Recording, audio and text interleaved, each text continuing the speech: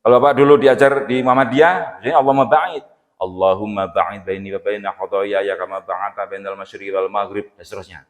Kalau Bapak dulu diajarnya di Persis, biasanya doanya pendek, Pak. Subhanakallahumma wa bihamdika wa tabaraka ismuka wa ta'ala jadduka wa la ilaha ghairuk. Pendek, selesai.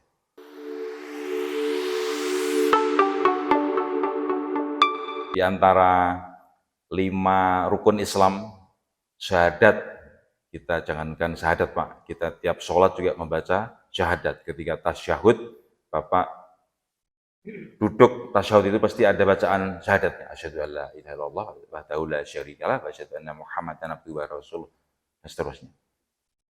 Sudah, sholat juga alhamdulillah sudah. Nah, sholat Pak, sholat itu paling gampang itu Pak. Itu bapak-bapak kalau punya anak, punya istri, dicek sholat subuhnya. Kalau bapak-bapak punya anak, kok sholat subuhnya itu on time, insya Allah 4 sholat yang lain beres.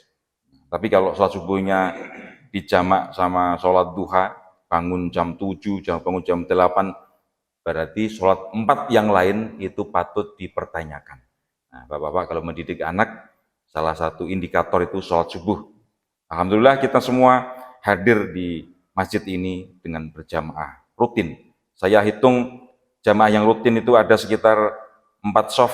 Kalau 4 shaf itu satu shafnya 15 orang kali 4 berapa Pak?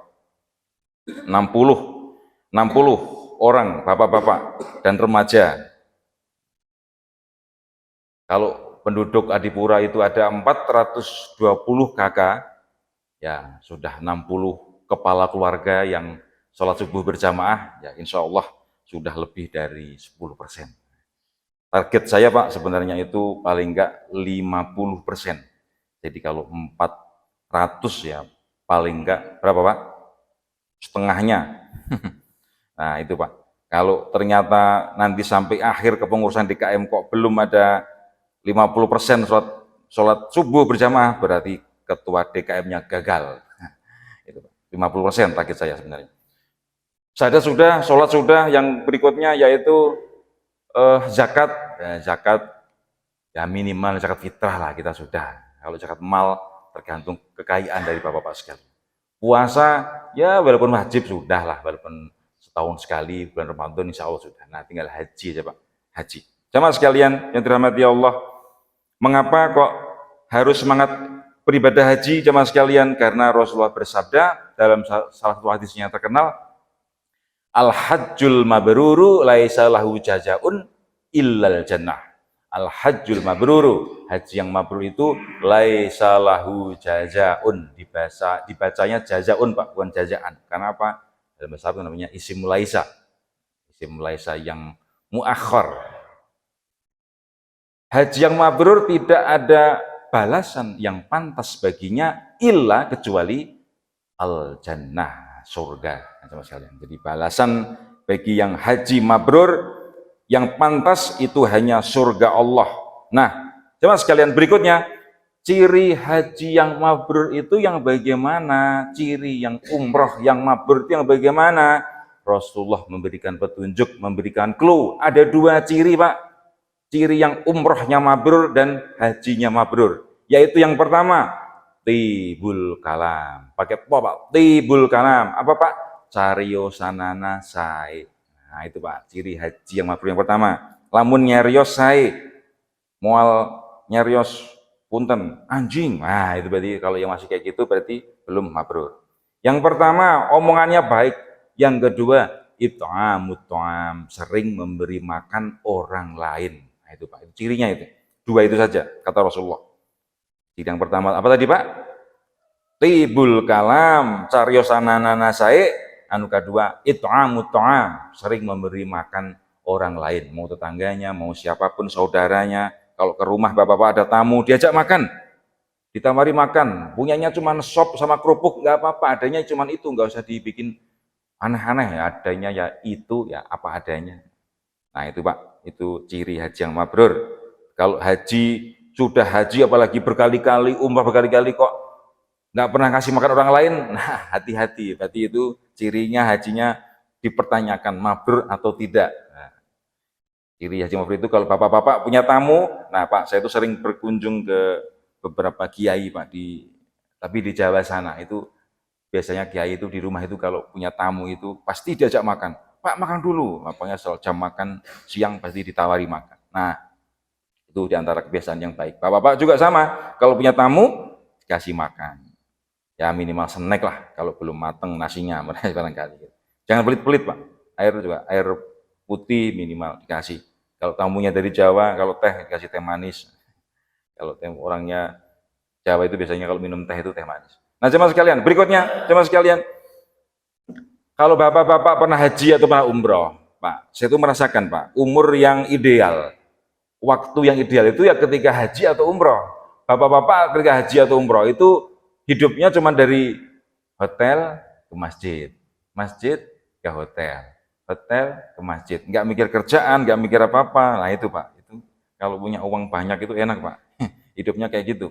Untuk ibadah saja sudah, nggak mikir gosip tetangganya, enggak ada waktu Pak, cuma ibadah. Nggak mikir nipu-nipu tetangga, nipu-nipu, masa ya nipu, enggak lah Pak gitu. Jadi hidupnya cuma penuh untuk ibadah saja. Nah itu ideal sebenarnya itu. Masalahnya Pak, modal berangkat ke sana itu juga perlu biaya. Kalau umroh itu paling tidak 25 juta. Nah jemaah sekalian, saya itu berencana jemaah sekalian, kalau bapak-bapak mau ada rencana umroh, bapak-bapak mohon maaf, boleh mendaftar bukan ke saya, mendaftar lewat saya. Ada biro umroh yang ada di Masjid Al Yusna. Itu biayanya cuma 27,5 juta. Itu kelebihannya, 7 orang berangkat umroh gratis 1.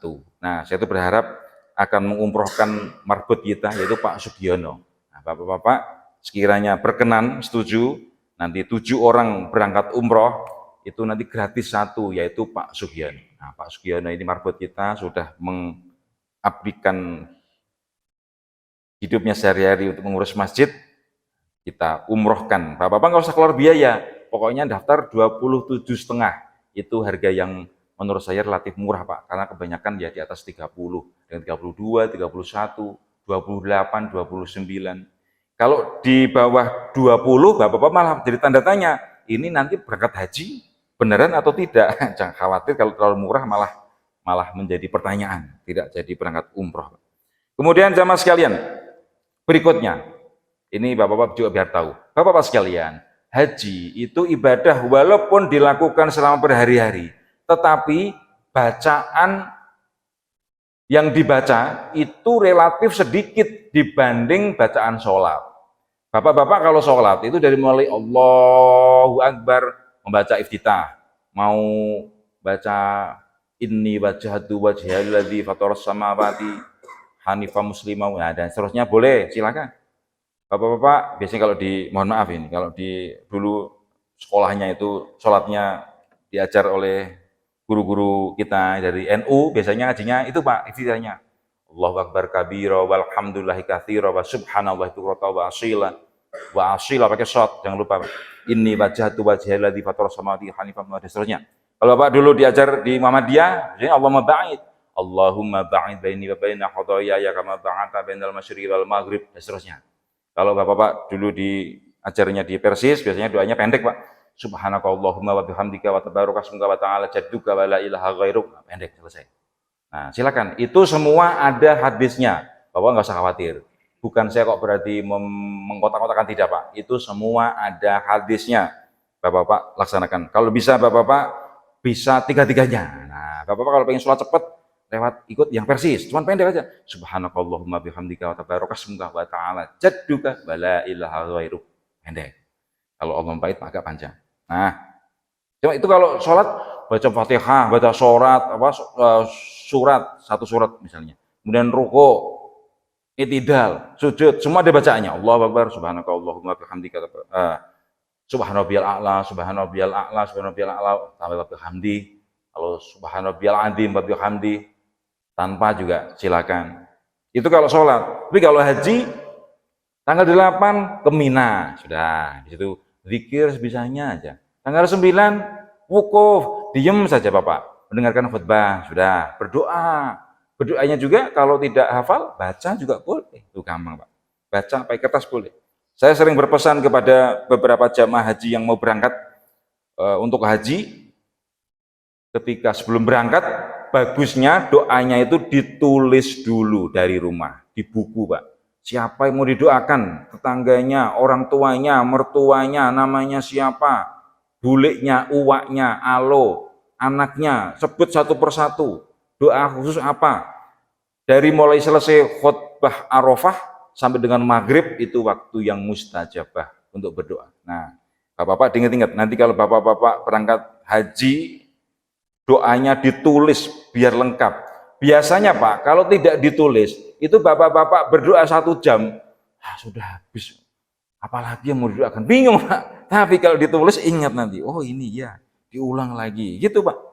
Nah itu sayang waktunya, karena itu waktu yang terbaik untuk berdoa tanggal 9 ketika Bapak wukuf. Bapak-bapak juga ketika nanti umroh gitu Pak, ada teman yang minta didoakan, ditulis, jangan lupa. Setiap kita mendoakan orang lain, itu malaikat mendoakan yang sama kepada kita. Jadi jamaah sekalian, saya sering mengajak jamaah itu, kalau ada yang sakit, itu kita doakan di masjid Pak. Pak, kita mendoakan orang lain agar sembuh, itu kalau kita sakit juga didoakan oleh malaikat agar sembuh. Jadi Bapak-bapak jangan pelit untuk berdoa kepada Allah. Doa itu namanya silahul muslim, senjatanya orang muslim. Nah, kemudian jamaah sekalian, haji 40 hari itu yang dipakai untuk haji itu hanya kurang lebih sekitar 5 hari saja. Mulai tanggal 8, 9, 10, 11, 12. Itu pun cuma pindah ke sana, pindah ke sini. Kalau nggak ada kendaraan, bawa jalan kaki.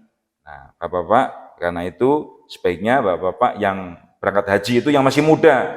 Kalau sudah tua repot Pak, pindah ke sana, pindah ke sini. Bapak-bapak berangkat pagi ke wukuf. Waktu duha itu jam 7, jam 8, itu dari mulai jam 1 malam Pak, sudah disuruh bangun, suruh mandi semua. Wah itu Pak, itu kalau Bapak-bapak tidak fit, repot Pak. Tidurnya kurang, jadi beberapa hari itu tidur paling cuma 1 jam, 2 jam saja. Nah itu Pak, jadi harus fit. Belum lagi jalan nanti tanggal 10 itu dari Mina ke Masjidil Haram itu paling enggak sekitar ya adalah 7-8 kilo Pak, enggak ada mobil. Dari Masjidil Haram nanti tawaf 7 kali, sa'i 7 kali juga, balik lagi ke Mina lagi, belum lagi lupa jalannya misalnya, muter-muter, itu harus fit badannya Pak. Karena itu yang masih muda-muda, ini mohon segera berangkat haji. Nah, jemaah sekalian, bagi yang belum haji bagaimana? Ya, ibadah syariatnya kurban, jemaah sekalian. Nah, saya juga ingatkan kepada jemaah sekalian, barangkali ada yang seumur-umur belum pernah korban sekalipun. Pak, ingat-ingat Pak, kita itu umur tidak ada yang tahu. Kemarin kapan hari ada yang meninggal di sini, umurnya masih muda, 55 tahun Pak. Amal apa yang akan kita bawa nanti ketika menghadap Allah? Nah, mudah-mudahan jemaah sekalian, bagi yang mungkin selama ini belum punya rezeki, nah kita haji juga belum, umroh belum, kita korban. Korbannya jangan korban perasaan Pak, tapi korban menyembelih kambing minimal, atau menyembelih sapi juga silakan, mau sendirian sapi juga boleh, silakan jamaah sekalian. Kita ikuti syariat Allah. Bapak-bapak sekalian, kita itu kadang pelit, disuruh korban setahun sekali saja berat. Padahal Pak, kalau korban sapi itu cuma 3 juta berapa Pak? 3.700.000 dibagi 12, berapa itu Pak? Bandingkan dengan bapak-bapak merokok misalnya, 1 hari 1 bungkus, rokoknya harganya 32.000 kali 1 bulan Pak, 30 hari, 30 kali 30 berapa Pak? 900 Pak. 900 per bulan, kalau kali 1 tahun berapa Pak? Kali 10 bulan saja sudah 9 juta tuh, bayangan Pak. Masa kita merokok saja kebeli kok korban setahun sekali nggak mampu, waduh itu malu nanti Pak. Bapak nanti kalau nggak dihadapkan di mahkamah Allah, kira-kira bagaimana nanti alasannya? Bikin alibinya nanti kira bagaimana Pak? Kalau di dunia Bapak dihadapkan di pengadilan bisa mengundang pengacara yang bagus, yang terkenal, yang bisa membela Bapak. Nah kalau di akhirat, kita sendiri nanti maju satu persatu, kira-kira Apa nanti Pak alasan kita kalau korban saja kok ya nggak kuat gitu. Padahal kita rokok ya kebeli, belum lagi kita pesen apa itu Pak? Paket internet tiap bulan ya kebayar, beli pulsa ya kebeli juga gitu. Aduh, sedih itu Pak. Saya ingatkan ini Bapak sekalian, sebaiknya yang belum pernah kurban usahakan bagaimana caranya biar kurban. Dipotong gajinya untuk kurban Pak. Malu nanti. Apalagi yang para perokok itu Pak, itu malu nanti di hadapan Allah kita nanti. Kemudian jemaah sekalian, berikutnya. Hari raya kurban jemaah sekalian. Nah, ini sebagai pengumuman saja. Nanti kemungkinan ada dua macam Pak.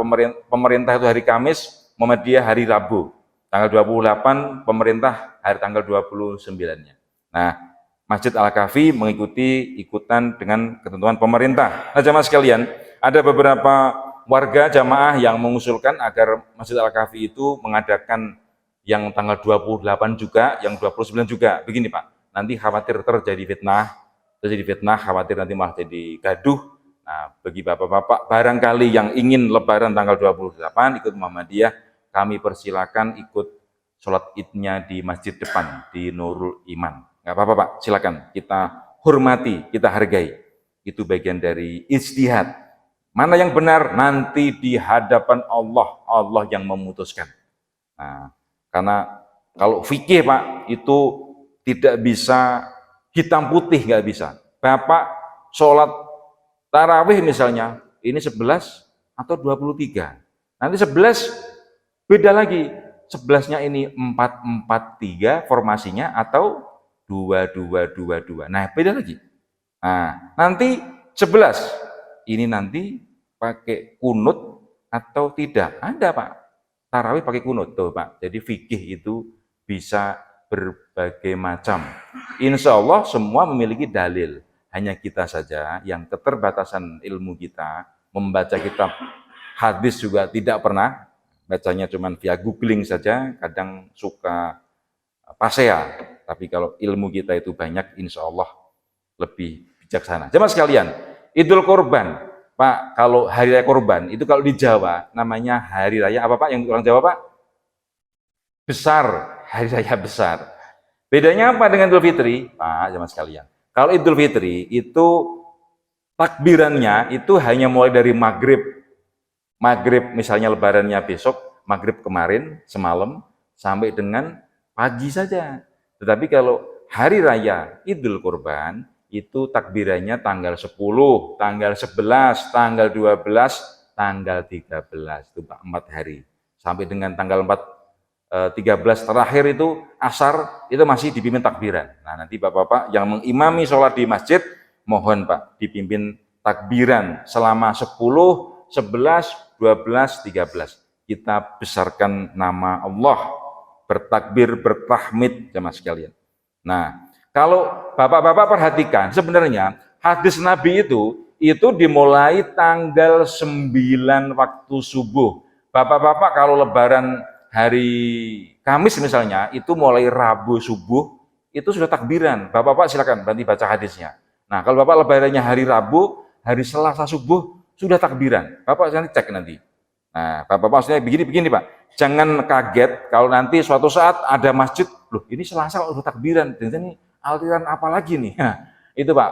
Berarti kita mungkin yang belum baca hadisnya. Bapak-bapak cek.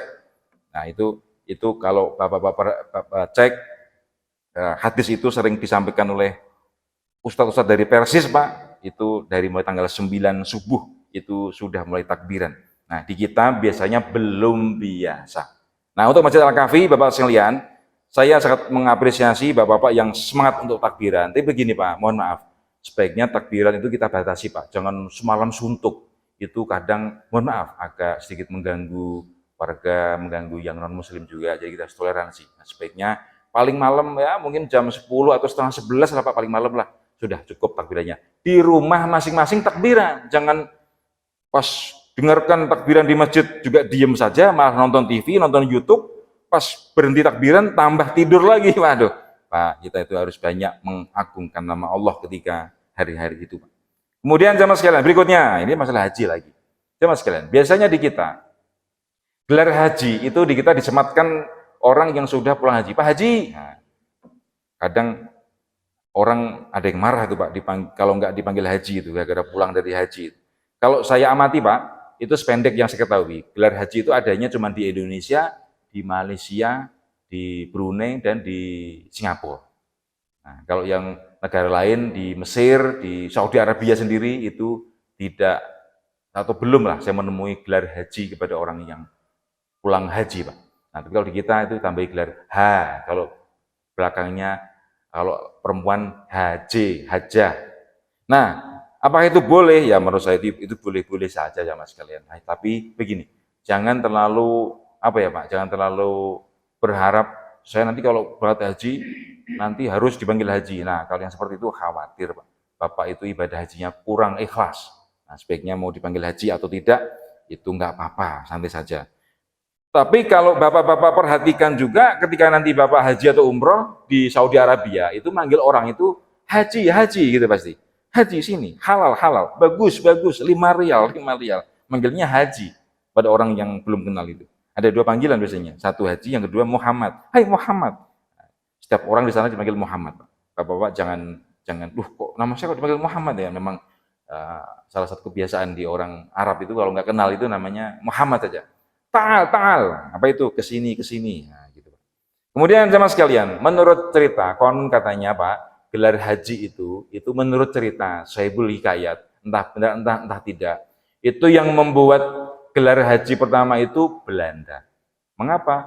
Belanda itu menjajah Indonesia, itu ingin mendata orang penduduk Indonesia yang sudah berangkat haji itu siapa saja dikasih gelar haji. Tujuannya apa? Karena orang Indonesia yang sudah berangkat ke Saudi Arabia, khawatir di sana nanti dikasih paham-paham memberontak kepada penjajah. Nah, khawatir nanti menjadi bumerang bagi Belanda, sehingga dia harus diawasi. Bagaimana caranya? Dikasih gelar haji. Itu Pak, itu konon katanya Pak. Nah, nanti kapan-kapan kita bahas apa itu paham Wahabi, apa itu Salafi misalnya, tapi ini agak sensitif ya Mas sekalian. Jadi saya berusaha untuk bersikap adil, tidak berpihak ke yang pro Salafi atau pro Wahabi atau yang anti, saya tidak. Saya berusaha untuk berdiri di tengah. Jemaah sekalian, berikutnya kalau bapak-bapak perhatikan, sebenarnya ibadah bukan cuma haji, tapi sholat. Nah, kita itu belum terbiasa atau enggak ada mungkin orang yang rajin sholat dipanggil apa Pak? Hei musolli, orang yang sholat. Enggak, belum pernah saya benar seperti itu. Hei Pak musolli, ya, orang yang ahli sholat, enggak ada Pak. Atau orang yang ahli puasa dipanggil apa Pak? Hei soim, nah enggak ada Pak. Yang perempuan apa Pak? Soimah, enggak ada. Saya belum pernah ketemu yang seperti itu. Jadi bapak-bapak sekalian mau dipanggil haji atau tidak itu sama saja. Justru kalau bapak-bapak dipanggil haji itu harus diingat-ingat. Bapak-bapak membawa nama yang berupa ibadah. Jadi tidak boleh punya gelar haji kok nipu-nipu temen, nah itu nggak boleh. Punya gelar haji kok, mohon maaf, korupsi, harusnya nggak boleh Pak, malu itu di depan Allah itu. Gelarnya saja haji, masa piraku haji tapi korupsi, apa namanya, ngambil anggaran pemerintah misalnya negara, wah itu Pak, itu malu. Dosanya bisa berlipat-lipat itu. Beratnya itu Pak jemaah sekalian. Nah, jemaah sekalian, tapi jemaah sekalian, tentu saja boleh. Mudah-mudahan kalau bapak-bapak dikasih gelar haji itu lebih hati-hati. Nah, kadang Pak, kita itu dari hal sepele itu hati-hati. Bapak-bapak pergi kemana misalnya, kok pakai kopiah, terus bapak-bapak, mohon maaf ini, belok ke panti pijat, ke spa, diskotik, pasti ada beban. Oh iya, saya pakai kopiah, rasanya tidak pantas. Itu Pak, cuman gara-gara kopiah, bapak-bapak bisa selamat tuh Pak. Jadi kadang hal yang sepele itu bisa menjadi pagar bagi kita. Bapak-bapak, nah ini saya tuh cerita sedikit. Dulu ketika haji, bapak-bapak nanti akan dikasih gelang haji. Itu pesan saya Pak, gelangnya haji itu Bapak simpan, gelangnya itu.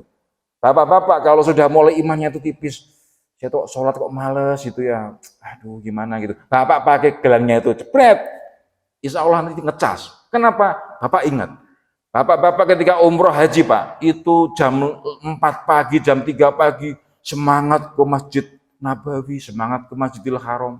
Masa begitu pulang ke Indonesia, dengar adzannya Pak Dede malah narik selimut, Pak malu nanti Pak di hadapan Allah Pak. Nah, kalau bapak-bapak pegang gelang haji, bapak-bapak nanti ingat, Oh ya, dulu ketika waktu haji di Mekah sana, sebelum adzan Pak, karena kalau sudah adzan Bapak ke masjid, sudah pasti nggak bakal ke apa, dapat tempat sudah nggak bakal itu, pasti Bapak selalu di jalan. Berangkat tuh pagi jam 3, jam 4, walaupun di sana sholat subuhnya itu jam setengah 6 atau jam 6, karena waktunya memang berbeda, di sana jam 6 itu masih gelap, tapi dari pagi sudah siap berangkat. Bapak kalau tinggalnya itu di daerah Aziziyah misalnya, itu bisa 3-4 kilo naik bis Pak, gratis, bis solawat, bis Sapo warnanya hijau atau merah itu, berangkat semangat. Begitu sampai di Indonesia, nah itu Pak, sholat subuhnya kedul, sholat lima yang lain apalagi, ya itu malu Pak, malu kita. Bapak sekalian, karena itu walaupun kita mungkin belum haji atau belum umroh, tapi saya sangat semangat, bapak-bapak yang rajin ke masjid dipertahankan. Pak, sekali-kali tetangganya yang belum ke masjid diajak.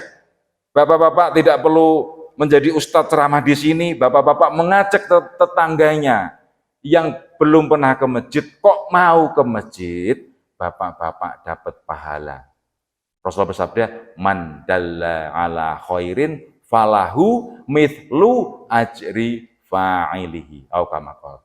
Barang siapa yang mengajak-ajak, menunjukkan kebaikan kepada orang lain, dijalankan, bapak-bapak mendapatkan pahala seperti orang yang melaksanakan ibadah tersebut. Sekali lagi, bapak punya tetangga kanan kiri satu RT barangkali, Pak, ayo ke masjid. Nah, kok nggak mau lagi, besok ajak lagi, Pak, ayo ke masjid. Besok kok nggak datang lagi, Pak, ayo ke masjid. Nah, kok 3 kali enggak datang juga, bapak panggil Babinsa, jemput ke rumahnya. Bapak kasih tahu, ingetin, Bapak nanti kalau nggak pernah ke masjid, ingat Pak, apa nunggu Bapak jadi jenazah dulu.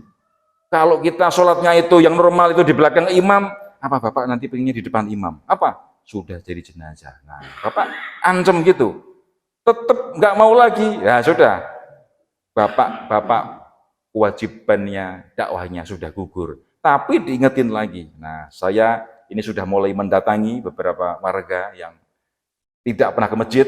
Saya datangi Pak, karena itu menjadi tanggung jawab ketua DKM. Jangan sampai nanti di akhirat orang yang nggak pernah sholat di Al-Kahfi, di Adipura sini ditanya, nah hari mana nggak pernah sholat, itu ketua DKM-nya juga cuma ceramah saja, nggak pernah datang ke rumah saya datangi. Nah, saya datang dengan baik-baik, saya ajak ketua RT-nya, saya ingatkan Bapak, kalau memang seorang yang muslim, kewajiban kita itu sholat. Kalau Bapak sholatnya di rumah, kita tidak tahu Bapak itu sholat atau tidak. Tapi kalau di masjid, kita tahu Bapak itu muslim atau tidak. Minimal ketika nanti Bapak pernah sholat ke masjid, Bapak nanti meninggal, kami ikhlas untuk menyolatkan. Tapi kalau kita itu ada warga yang ke masjid nggak pernah, rapat RT nongol juga nggak pernah, ada halbi halal di lapang nggak datang juga, Jumatan di kantor alasannya, sholat Id, Idul Fitri, Idul Adha, mudik, ini Islam atau tidak? Nanti ketika meninggal bingung hubungi masjid, Pak tolong disolatkan, tunggu dulu, ini sholat jamaah ini sholat atau tidak? Kalau tidak pernah sholat ke masjid, jangan kita terima untuk disolatkan. Kenapa? Kita nggak tahu dia itu Islam atau tidak. Pak, tapi KTP-nya Islam, yang disolatkan KTP-nya saja, orangnya nggak usah. Nah itu, karena yang Islam cuman KTP-nya, jemaah sekalian. Nanti yang masuk surga apanya Pak? KTP-nya nanti yang masuk surga. Orangnya mah kakantun, entah di mana. Nah itu, jemaah sekalian, karena itu kita itu bukan saling mengkafirkan, kita ajak orang untuk semangat ke masjid. Ciri pembeda antara orang yang Islam dan orang yang di luar Islam itu hanya sholat. Bapak-bapak, masalah hati, Pak saya nggak pernah ke masjid tapi hati saya itu kepada Allah. Pak, kita itu tidak menilai hati orang. Kita itu menilai dari apa yang dzahir. Kata para ulama, nahnu nahkumu bidzawahir, wallahu yatawalla bisarair. Nah, gitu Pak, itu kata ulama itu. Kita manusia itu hanya menghukum kepada yang nampak. Dia kok rajin ke masjid, oh berarti dia orang Islam. Dia kok nggak pernah ke masjid, oh berarti pertanyaan. Masalah hati, ikhlas tidak, itu sudah urusannya Allah. Sekali lagi sama sekalian, mari kita ajak tetangga kita, barangkali ada yang jarang ke masjid, kita ajak ke masjid, sama sekalian. Kita ingatkan bahwa umur kita itu tidak panjang. Itu bapak-bapak kalau mengajak tetangga ke masjid, itu sudah menjadi da'i, tukang ajak-ajak. Setiap kebaikan, tutur kata yang kita ajak untuk orang lain dengan baik-baik, itu semua ada catatan di sisi Allah. Kata Allah Subhanahu wa taala, "Wa may ya'mal mithqala dzarratin khairan yara, wa may ya'mal mithqala dzarratin syarran yara." Sebenarnya cuma sedikit kata-kata, tapi kalau kebaikan itu menjadi satu pahala yang nanti akan kita temui di akhirat. Dosa, Pak, itu juga nanti sama, walaupun cuma sedikit saja. Mithqala dzarratin itu kalau zaman dulu terjemahnya itu biji sawi, yang hitam-hitam kecil itu, Pak. Sedikit saja, tapi itu kejelekan, itu juga nanti akan kita tuai, kita dapatkan, kita petik nanti di akhirat. Karena itu mari kita tambah tua, saya lagi tambah soleh, jangan tambah tua, tambah maksiat, insya Allah. Demikian sama sekalian kultum pada pagi hari ini, mudah-mudahan yang sedikit ini ada manfaatnya. Kita doakan sama sekalian, barangkali ada yang belum pernah haji atau umroh, mudah-mudahan segera diberikan rezeki Allah Subhanahu wa taala, rezeki yang halal, yang melimpah, yang berkah, yang thayyib, yang halalan thayyibah, yang dapat menjadi jembatan kita masuk ke surganya Allah Subhanahu wa taala. Amin. Amin. Demikian teman sekalian, aku qouli hadza wa astaghfirullah li wa lakum. Wassalamualaikum warahmatullahi wabarakatuh.